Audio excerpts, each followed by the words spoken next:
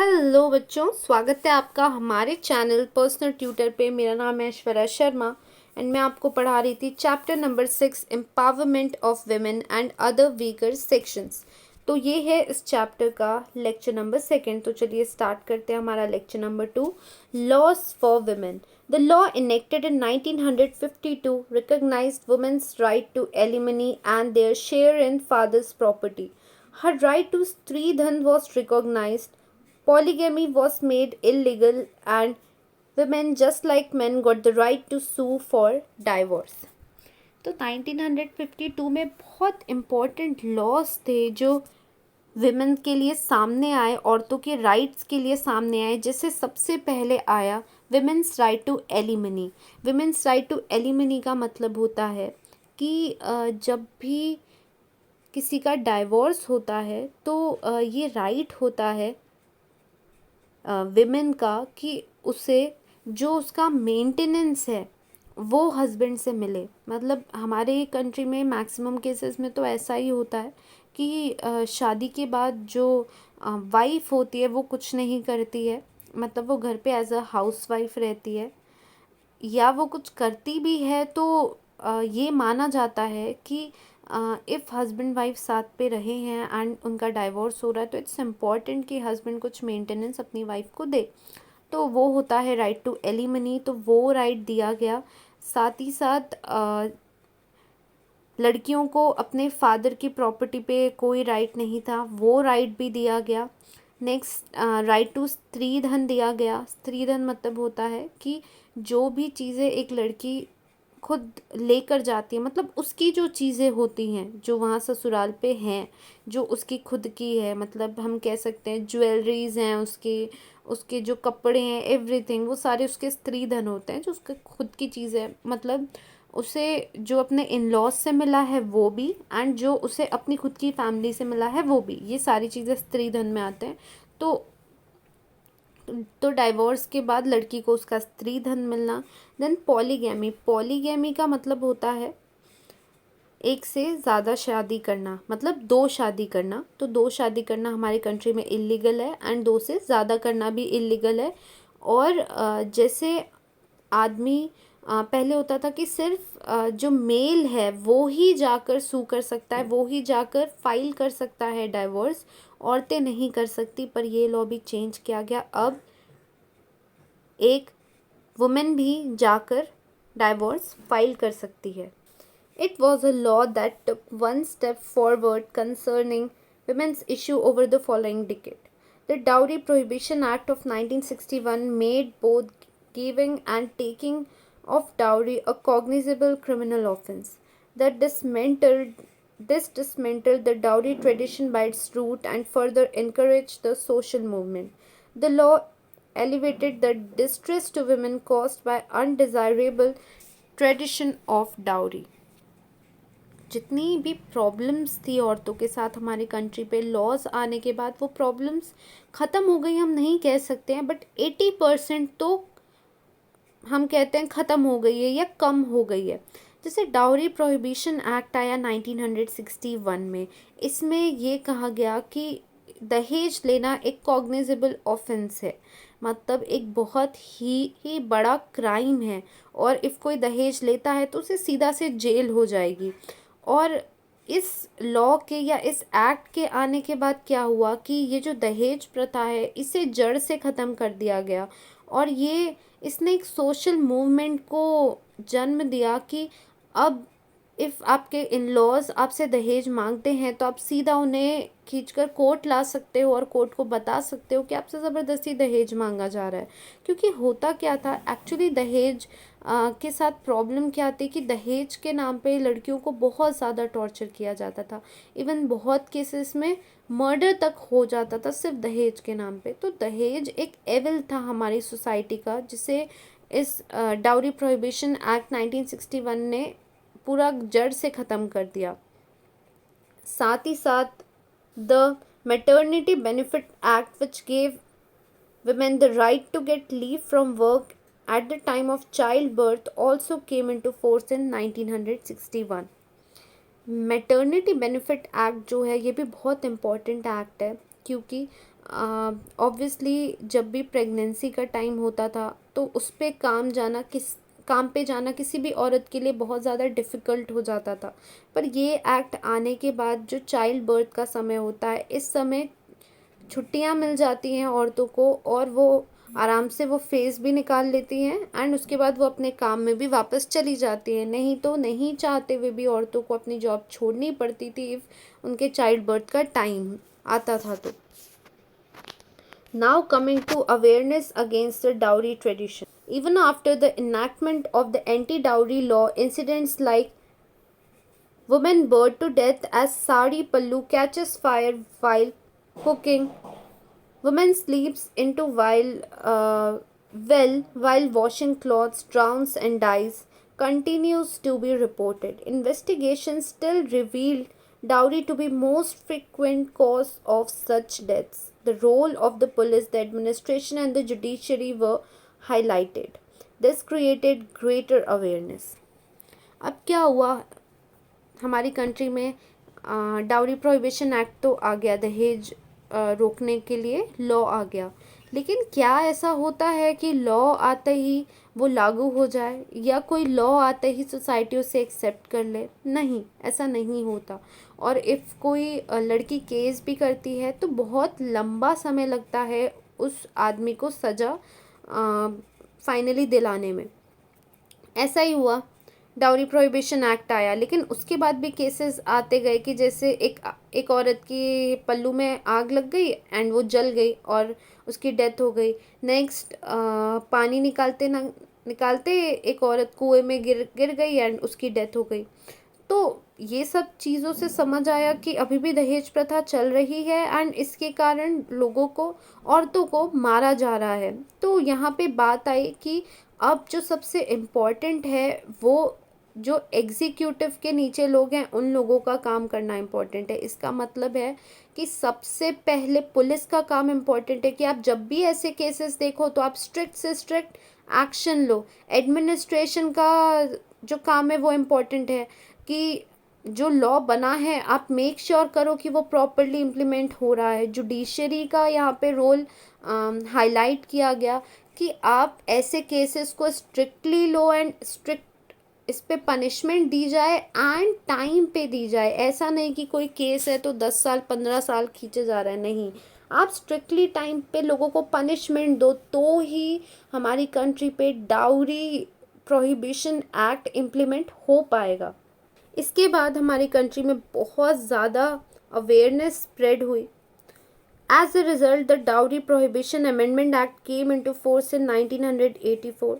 In 1988, 2,209 women died victim of dowry tradition. In 1990, the number of dowry deaths were 4,835 and in 1993 it was 5,377.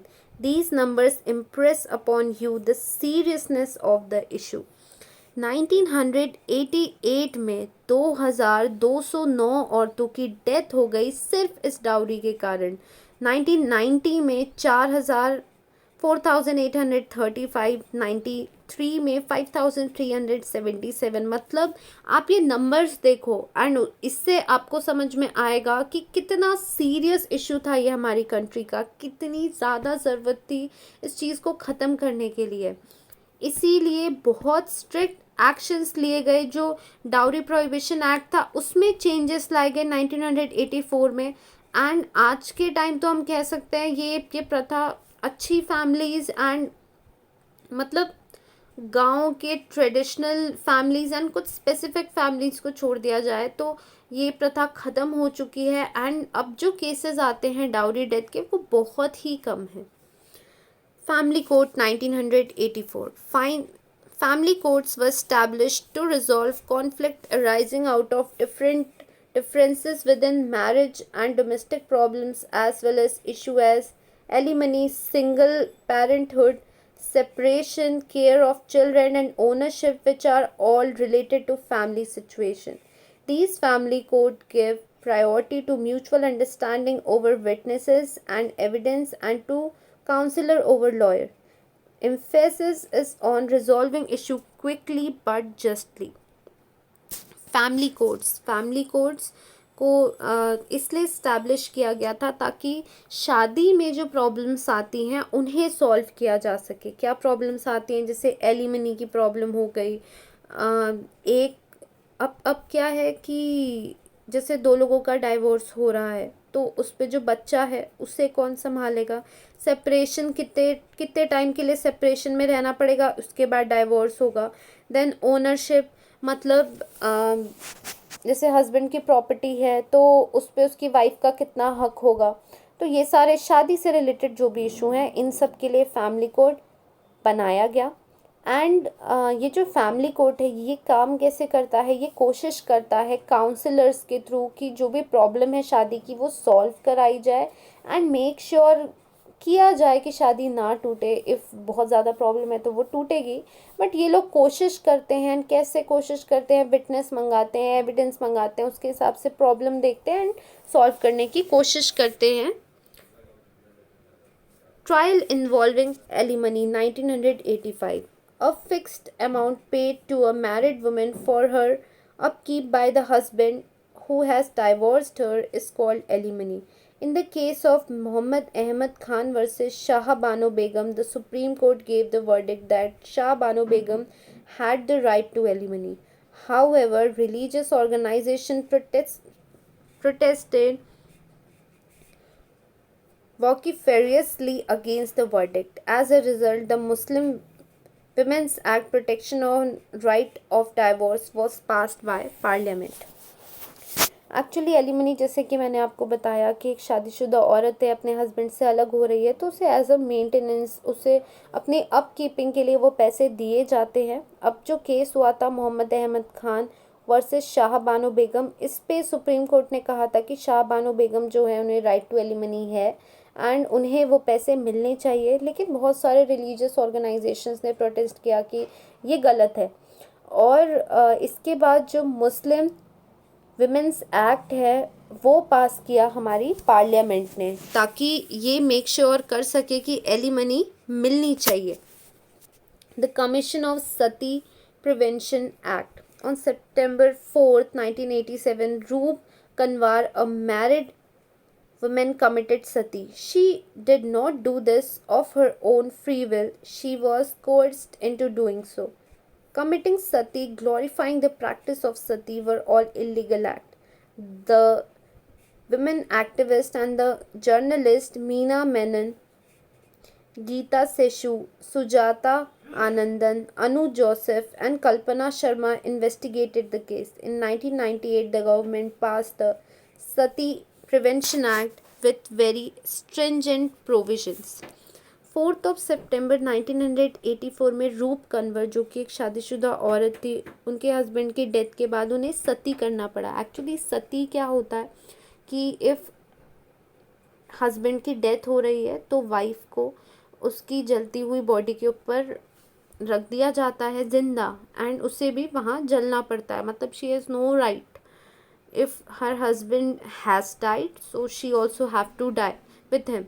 तो ये होता है सती प्रथा। तो ये प्रथा तो बहुत ही वर्स था, बहुत ही ज़्यादा वर्स था कि एक जिंदा औरत को बांध दिया जाता था एंड अपने डेड हस्बैंड के साथ उसे वहाँ पे जलना पड़ता था। तो ये जो मैं आपको रूप कंवर की सिचुएशन जो हुई थी वो बता रही हूँ। इस पे क्या हुआ था कि वो नहीं चाहती थी सती होना, लेकिन ज़बरदस्ती उसे वहाँ पे भेजा गया एंड उसे सती होना पड़ा।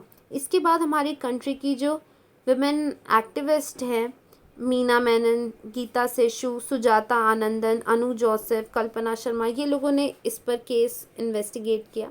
इन 1998 में हमारी गवर्नमेंट ने सती प्रिवेंशन एक्ट पास किया जिसके बहुत ही स्ट्रिक्ट प्रोविजंस हैं। Protection of human rights act in 1993, this law was enacted to prevent injustice to men and women. The National Human Rights Commission was also formed for this purpose. In some states, the State Human Rights Commission was also formed on the same line. This law, which deals with collective oppression, the social condition of divorced women and secure workplaces, played an effective role in mitigating injustice to women. 1998 में protection of human rights act हमारी country में enact किया गया था, ताकि जो भी आदमी और औरत के साथ इनजस्टिस होता है वो रोका जा सके। हमारे हमारे कंट्री के कैपिटल में national human right commission form किया गया था और स्टेट्स में state human right commission form किया गया था। और ये जो लॉज थे ह्यूमन राइट एक्ट के, ये मेक श्योर करते थे कि ह्यूमन राइट्स नहीं छीननी चाहिए किसी भी आदमी या औरत से। हर किसी को कुछ नेचुरल राइट्स मिलती हैं, कुछ ह्यूमन राइट्स मिलती हैं जो उनकी खुद की होती हैं, उन्हें मिलने चाहिए। और साथ ही साथ कुछ और सोशल इश्यूज भी थे इसमें, जैसे सोशल कंडीशन क्या होगी जो भी औरत डाइवोर्स हो गई है उसकी, साथ ही साथ जो भी वर्किंग प्लेस है वहाँ पे औरतों की कंडीशन सही होनी चाहिए, और जो भी इनजस्टिस होता है औरतों के साथ वो रोकने के लिए भी ये एक्ट बनाया गया था। Reservation for women. The 73rd and 74th amendments to the Constitution provide for reservation of one-third of the seats of women in Gram Panchayat, Panchayat Samiti, Zilla Parishad, municipalities and municipal corporation, as well as for the post of Sarpanch, Chairman and Mayor. Maharashtra and 15 other states have reserved 50% seats for women. This provision provided women the opportunity to participate in the business of the community. 73rd और 74th जो amendment है constitution का, ये provide करता है कि जितने भी लोकल सेल्फ गवर्नमेंट है उन पे 1/3 सीट्स रिजर्व रहेगी औरतों के लिए, ग्राम पंचायत में, पंचायत समिति, ज़िला परिषद, म्यूनिसपैलिटीज़, म्यूनिसिपल कॉरपोरेशन में, और साथ ही साथ for the post of sarpanch, chairman and mayor. Maharashtra and उसके साथ 15 और स्टेट्स थे जहाँ पे 50% सीट्स की जो रिजर्वेशन है वो औरतों को दी गई। और इसी के बाद हमारी सोसाइटी में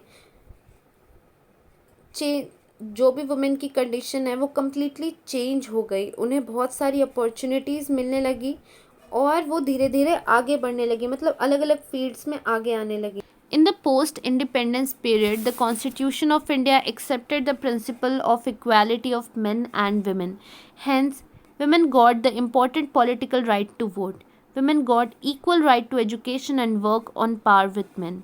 Inhuman practice like sati, dowry and polygamy were banned by law. Women's right to sue for divorce were recognized. They got a lawful share in property. In local self-government bodies, seats were reserved for women so that they would have their just.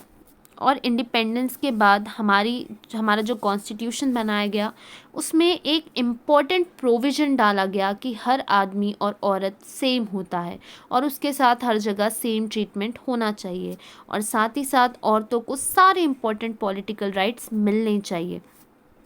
तो इसके बाद बहुत सारे laws, बहुत सारे acts आए and women को अलग अलग राइट्स प्रोवाइड किए गए, जैसे राइट टू वोट दिया गया, राइट टू एजुकेशन दिया गया, राइट टू वर्क दिया गया।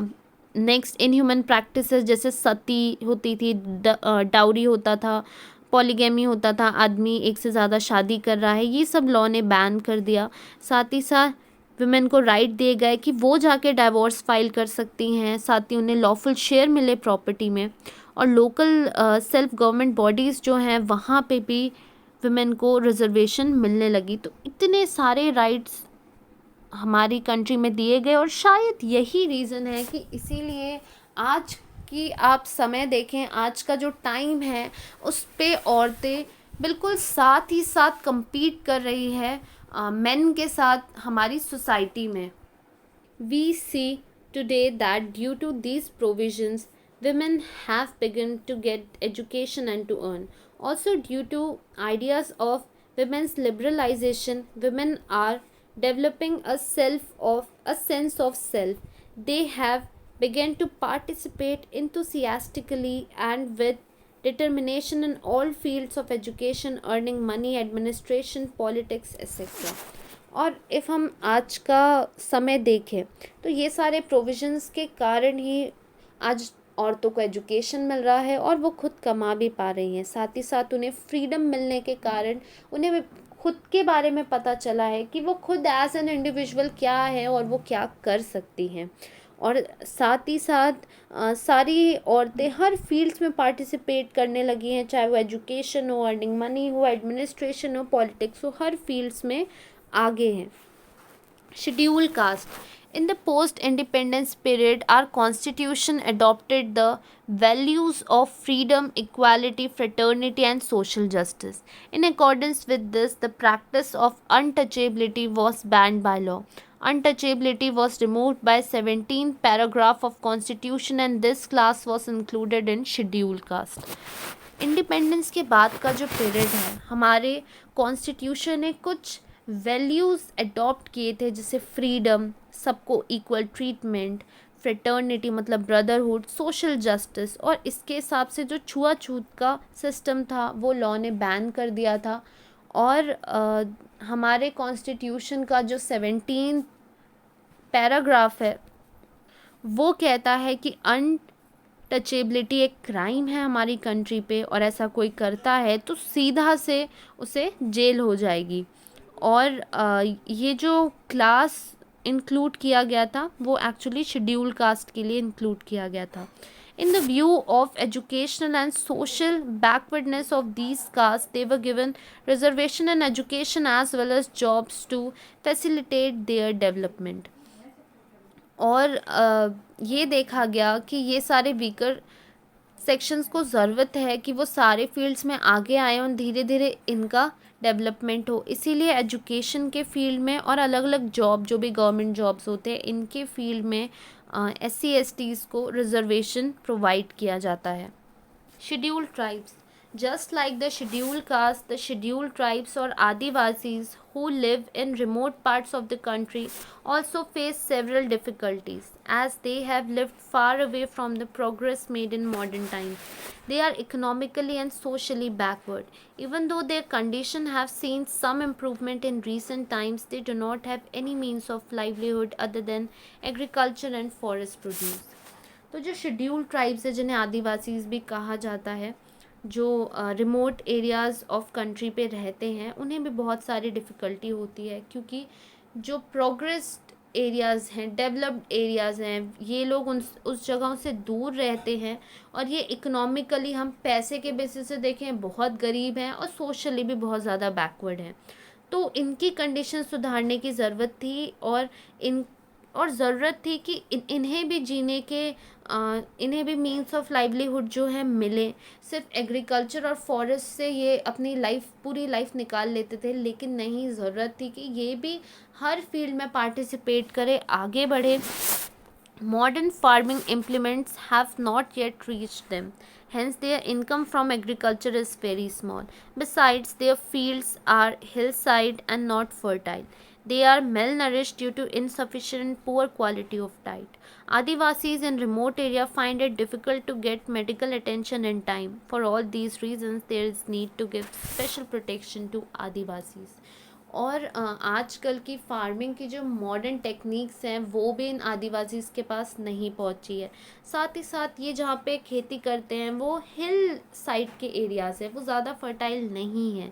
और ये जो आदिवासीज़ हैं ये मैल नरिश्ड हैं. इसका मतलब इन्हें प्रॉपरली फूड नहीं मिल पाता, प्रॉपरली डाइट नहीं मिल पाती, क्योंकि इनके पास उतने पैसे नहीं हैं, और इन्हें साथ ही साथ मेडिकल ट्रीटमेंट भी नहीं मिल पाता.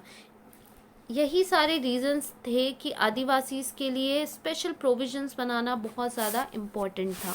इन the Indian constitution, adivasis have been enumerated as scheduled tribes. They are getting given representation in law boards, education, government services etc. और इसीलिए हमारे कॉन्स्टिट्यूशन में आदिवासीज़ को शेड्यूल्ड ट्राइब्स के नाम पे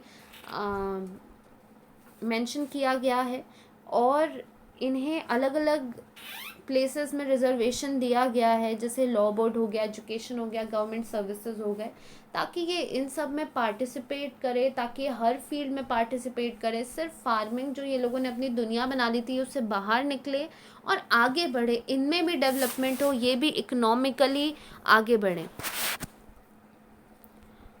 Nomadic and denotified tribes. Caste and tribes that move from one place Two places for livelihood are included under nomadic tribes. They live by rearing animals and engaging in some other occupation. The British had declared some of them as criminal tribes. In the law of 1871 to curb crime, some of the main groups were mentioned as criminal tribes and the occupation and movements were banned. बहुत सारे tribes, बहुत सारे castes, मतलब ये tribes के तरफ के ही लोग जो एक जगह से दूसरी जगह हमेशा मूव करते रहते हैं लाइवलीहुड के लिए, इन्हें नोमैडिक ट्राइब्स कहा जाता है. ये रहते कैसे हैं या ये क्या करते हैं? इनका काम सिर्फ होता है एनिमल्स को रेयर करना, या ये छोटे मोटे एजुकेशन में लग जाते हैं, सॉरी ऑक्यूपेशन में लग जाते हैं. और ब्रिटिशर्स ने इन्हें क्रिमिनल्स डिक्लेयर कर दिया था इन द लॉ ऑफ 1870. और साथ ही साथ जो लॉ आया था 1871 का, उसमें इन्हें क्रिमिनल ट्राइब्स की तरह मेंशन किया गया था और इनका काम काज, इनका मूवमेंट सब ब्रिटिशर्स ने बैन कर दिया था. This unjust law was repealed in the post independence period and the curbs on these tribes were lifted. They were included under D notified tribes. और ये जो अनजस्ट लॉ था इनके अगेंस्ट, ये इंडिपेंडेंस के बाद हटाया गया और इन पे जो कर्ब लगा दिया गया था कि एक जगह से दूसरी जगह नहीं जा सकते, इन्हें क्रिमिनल डिक्लेयर कर दिया गया था, ये सब हटाया गया. एंड इसके बाद इन्हें डी नोटिफाइड ट्राइब्स डिक्लेयर किया गया और कॉन्स्टिट्यूशन में इन्हें इंक्लूड किया गया. Special efforts are made by government for the purpose of their social and economic development. These tribes have been given representation in educational institutions and the government sectors. Special efforts लगाए गए, किए गए through government इनकी social और economic condition सुधारने के लिए. और ये जो ट्राइब्स हैं इन्हें भी स्पेशल रिप्रेजेंटेशन या कह सकते रिजर्वेशन दिया जाता है एजुकेशनल इंस्टीट्यूशन में और गवर्नमेंट सेक्टर पे. Minorities in any society, a group of people of a particular religion, language or race who are few in numbers are termed a minority. As there are various religions, sects and languages in our country, we see great cultural diversity. There is variation in cultural tradition too. In order to preserve their cultural tradition and to develop their own language, the Constitution gives the citizens certain educational and cultural rights. हमारी society में ऐसा group जो एक particular religion या particular language या particular race का है, जो बहुत कम नंबर में है, उन्हें हम माइनॉरिटी कहते हैं. हमारी कंट्री में क्योंकि बहुत सारे रिलीजन, सेक्ट्स, लैंग्वेजेस हैं, तो इसीलिए हमारी कंट्री में बहुत ज़्यादा कल्चरल डाइवर्सिटी है और लोगों का जो कल्चरल ट्रेडिशन है वो प्रिजर्व रहे, उनका जो लैंग्वेज है वो हमेशा डेवलप होता रहे. इसलिए कॉन्स्टिट्यूशन ने इन्हें कुछ स्पेशल एजुकेशनल और कल्चरल राइट्स दिए हैं. Minorities have the right to protect and conserve their language, culture and tradition. For this purpose they have the right to set up separate educational institution. The government implements various schemes for this program. और ये जो minorities है, क्योंकि ये कम number में हैं, तो ऐसा हो सकता है कि लोग जो मेजॉरिटी में हैं वो इनका कल्चर इनसे छीन लें या इन्हें बहुत ज़्यादा डोमिनेट करें. इसीलिए इन लोगों को राइट दिया गया है कि अपना लैंग्वेज, कल्चर और ट्रेडिशन प्रोटेक्ट और कंजर्व कर सकते हैं और इनके पास हक है कि ये अपने सेपरेट एजुकेशनल इंस्टीट्यूशन बना सकते हैं, जैसे कि अलीगढ़ मुस्लिम यूनिवर्सिटी है. और साथ ही साथ इनके लिए गवर्नमेंट ने अलग अलग स्कीम्स भी बनाई है. In the next chapter we shall learn about the progress that India has made in the field of science and technology in the post independence period. इसके बाद का जो नेक्स्ट चैप्टर है, इस पे हम ये पढ़ेंगे कि साइंस एंड टेक्नोलॉजी का जो फील्ड है उसमें इंडिया ने क्या क्या अचीवमेंट्स अचीव की हैं. आपको कोई भी डाउट हो तो आप हमें श्योर कमेंट सेक्शन पे पूछ सकते हैं. Thank you for watching.